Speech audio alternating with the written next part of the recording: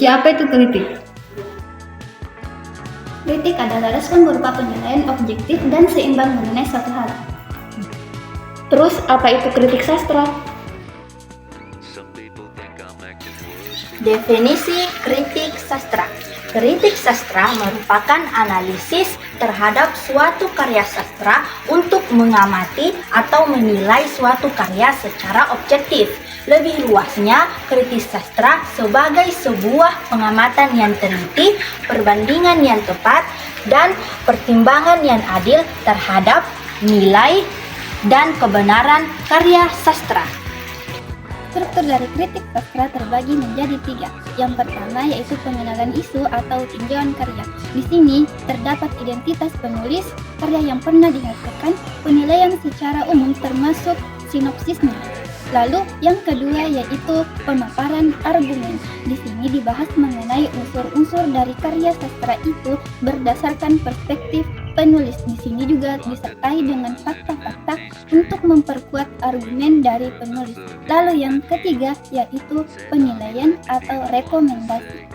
Di sini diberikanlah pertimbangan mengenai apa saja kekurangan maupun kelebihan dari karya yang dikritisi. Pada bagian ini pula diberikan saran-saran untuk khalayak mengenai kepentingan penulis terhadap pengapresiasiannya terhadap suatu karya. Nah, untuk lebih jelasnya, silahkan perhatikan contoh analisis dari struktur kritik sastra berikut.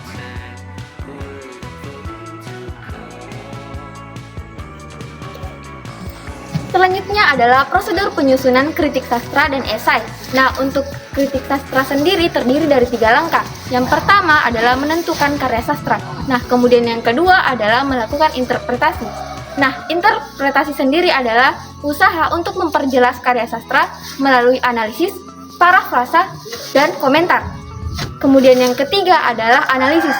Nah, analisis merupakan penguraian bagian-bagian atau norma-norma pada karya sastra. Nah, selanjutnya itu jenis-jenis daripada kritik sastra. Berdasarkan pendekatan yang dilakukan, ada 4 jenis-jenis daripada kritik sastra. Yang pertama yaitu kritik sastra mimetik, yang kedua yaitu kritik sastra pragmatik, yang ketiga kritik sastra ekspresif, dan yang keempat kritik sastra objektif. Yang pertama yaitu kritik sastra mimetik. Nah, kritik sastra mimetik ini merupakan suatu pendekatan yang dimana analisisnya bergantung pada hubungan antara kritik sastra dengan kehidupan sehari-hari. Yang kedua, kritik sastra pragmatik. Nah, kritik sastra pragmatik ini merupakan suatu pendekatan yang dimana tujuannya untuk memperoleh keindahan, keestetika, dan nilai moral lainnya melalui suatu karya sastra. Yang ketiga yaitu kritik sastra ekspresif. Nah, kritik sastra ini merupakan suatu pendekatan yang dimana pengarangnya menuangkan ide atau gagasannya melalui suatu karya sastra. Nah, contoh dari kritik sastra ekspresif ini adalah puisi. Yang keempat yaitu kritik sastra objektif. Nah, kritik sastra objektif ini merupakan suatu pendekatan yang dimana dia memiliki objeknya tersendiri. Dengan kata lain, kritik sastra ini dapat berdiri sendiri dengan objeknya tersendiri. Esai adalah karangan singkat yang membahas sebuah masalah dari sudut pandang penulisnya. Masalah ini bersifat aktual dan bisa berasal dari berbagai bidang, seperti kesusastraan, kebudayaan, iptek, dan politik. Struktur dari esai.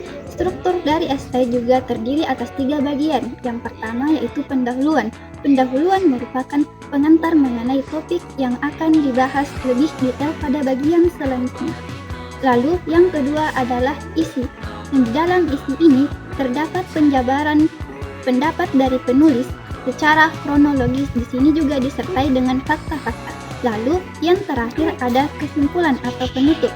Di sini merupakan kalimat yang menyimpulkan apa yang sudah disampaikan pada bagian pendahuluan dan pembahasan. Kesimpulan ini tidak boleh melebar ke topik yang lain. Nah, untuk lebih jelasnya, silahkan perhatikan contoh analisis struktur dari esai berikut.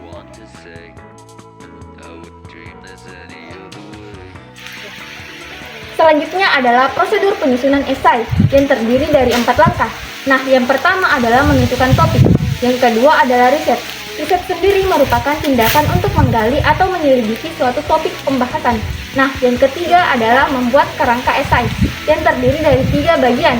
Yang pertama adalah pendahuluan, yang kedua adalah tumbuh esai, dan yang terakhir adalah kesimpulan. Nah, langkah yang terakhir juga merupakan menulis dan menyunting. Nah, ini merupakan tahapan yang terakhir dalam menuliskan esai agar dapat meminimalisir terjadinya kesalahan pengetikan.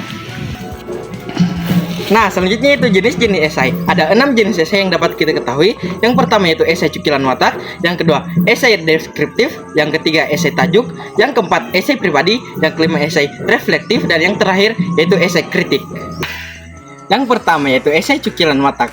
Nah, pada esai ini pengarang menjelaskan suatu karakteristik dari suatu individu yang terdapat dalam suatu esai. Yang kedua yaitu esai deskriptif. Nah, pada esai jenis ini penulis menjelaskan secara spesifik mengenai objek ataupun subjek yang dijelaskan dalam suatu esai tersebut. Nah, yang ketiga yaitu esai tajuk atau tajuk rencana. Nah, pada esai ini penulis menjelaskan pandangannya tentang suatu peristiwa atau suatu kejadian yang sedang ramai diperbincangkan oleh masyarakat. Nah, contoh pada esai tajuk ini yaitu surat kabar dan majalah. Nah, yang keempat yaitu esai pribadi. Nah, pada jenis esai ini penulis menceritakan tentang dirinya sendiri. Nah, biasanya esai pribadi ini berisi tentang curhatan yang ingin disampaikan oleh penulis terhadap para pembacanya. Yang kelima yaitu esai reflektif. Nah, pada jenis esai ini biasanya bersifat formal dengan nada yang serius. Biasanya penulis mengangkat topik tentang hal-hal yang serius seperti kematian, politik, pendidikan, dan hal-hal kemanusiaan lainnya yang bersifat sangat amat serius. Yang keenam yaitu esai kritik. Nah, pada esai kritik ini penulis berfokus pada uraian tentang seni, baik itu musik, tari, patung, teater, dan sastra. Jadi, teman-teman, esai ini cocok untuk kalian yang sangat gemar tentang dunia seni. Baik, adapun kaidah kebahasaan dari teks kritik sastra dan esai ada 5. Yang pertama, pernyataan persuasif. Yang kedua, pernyataan fakta. Yang ketiga, pernyataan menilai. Yang keempat, istilah teknis. Dan yang kelima, kata kerja mental. Baik, yang pertama, pernyataan persuasif. Pernyataan persuasif merupakan ulasan yang disampaikan penulis dengan memaparkan data atau kalimat yang logis. Pernyataan ini bertujuan untuk menggugah pemikiran pembaca supaya setuju dengan ide yang disampaikan penulis. Contohnya yaitu, ayo rajin belajar supaya kelak mendapatkan masa depan yang cerah. Yang kedua adalah pernyataan fakta. Pernyataan fakta merupakan interpretasi atau penafsiran dari sudut pandang tertentu yang disertai fakta-fakta pendukung. Pernyataan ini bertujuan untuk memperjelas pendapat penulis. Contohnya yaitu 17 Agustus 1945 merupakan Hari Kemerdekaan Republik Indonesia. Yang ketiga, pernyataan menilai adalah pernyataan yang bersifat menilai kelebihan dan kekurangan suatu karya. Nantinya, pernyataan ini bakal dijadikan bahan evaluasi bagi si pemilik karya. Contohnya yaitu, suara kamu sangat indah apalagi kalau menyanyi lagu pop. Yang keempat, istilah teknis, ialah kosakata terkait bidang ilmu pengetahuan tertentu. Hal ini bertujuan untuk menjelaskan sesuatu secara detail agar penulis dan pembaca memiliki pemahaman yang sama. Contohnya yaitu vaksinasi dalam dunia kesehatan. Yang terakhir adalah kata kerja mental, merupakan kata kerja yang melibatkan perasaan atau respon terhadap suatu kejadian, misalnya kata mengingat, merasakan, dan memikirkan. Walaupun sama-sama menuliskan analisis terhadap suatu karya, ternyata kritik sastra dan juga esai memiliki sejumlah perbedaan. Apa saja perbedaannya? Yuk simak video berikut. Perbedaan yang pertama adalah objek kajian. Pada kritik sastra, objek kajiannya hanya berupa karya seperti seni, sastra, dan juga film. Sementara pada esai, objek kajiannya meliputi karya dan juga fenomena. Perbedaan yang kedua adalah deskripsi. Pada kritik sastra terdapat sinopsis, sementara pada esai tidak terdapat sinopsis. Perbedaan yang ketiga adalah data.